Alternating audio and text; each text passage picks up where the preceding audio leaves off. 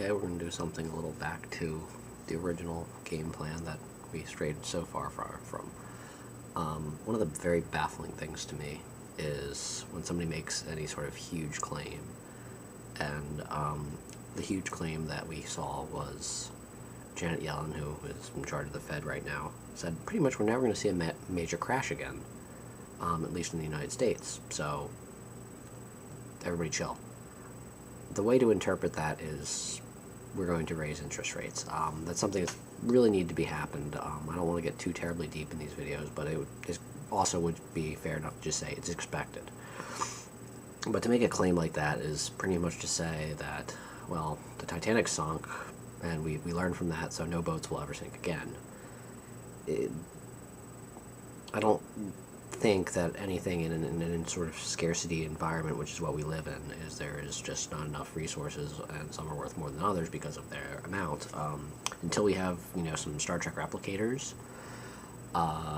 scarcity there, which can lead into, if it's important enough, it can boom and bust, and we will have micro booms, busts, markets booms and busts, everything. It's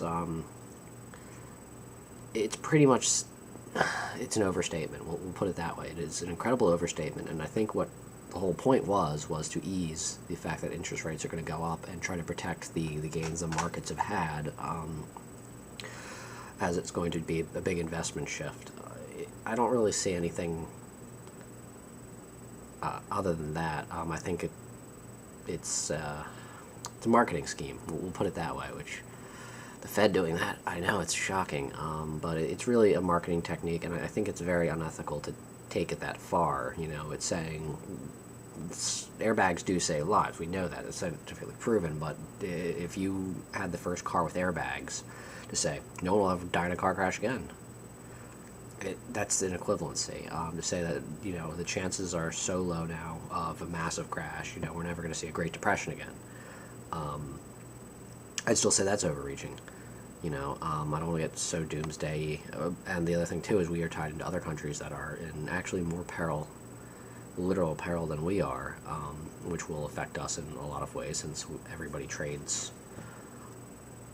So it was a very poor choice of words, I'll say, and I think it really was intended to be something to just try to ease the layman. But I really don't think we really should break down so much for them in the case of that, because it also is going to cause people who are a step above to read through it, and more so overthink it. If somebody says, this Titanic, as I go back to the Titanic, sure, we hit the iceberg. It's the unsinkable ship, man. Come on, let's listen to the band play,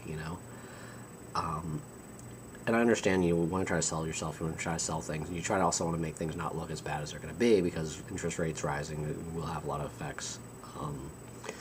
But to make a statement that much and to appeal to the people that really aren't that interested or caring anyway, and I think you need to be more in tune with your audience. I just want to guess this is more so, as I said, I'm not going to get too much into my gripes about monetary policy or anything like that, but I really think that when you try to appeal to an audience that isn't paying attention, it's never really a good thing or a moral thing, especially because, as I just said, it's the people that are a step above kind of smell blood in the water, or even if there's not blood in the water, it's just when you make a claim that big, it's like,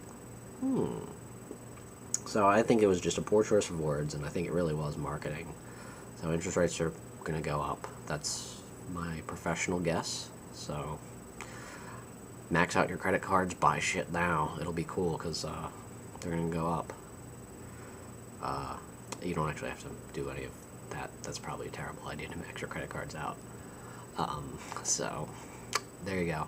That's my guess on Yellen's statement. And as I said, I kind of think it's a little foolhardy. I think it's a little reckless, and I think it's a little disrespectful.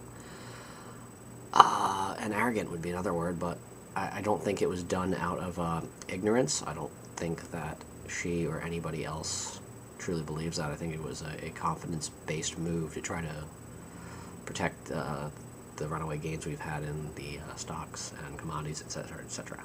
But there we go. And we're under 5 minutes of rambling about economics. Aren't you thrilled? Okay, have a good one. Bye.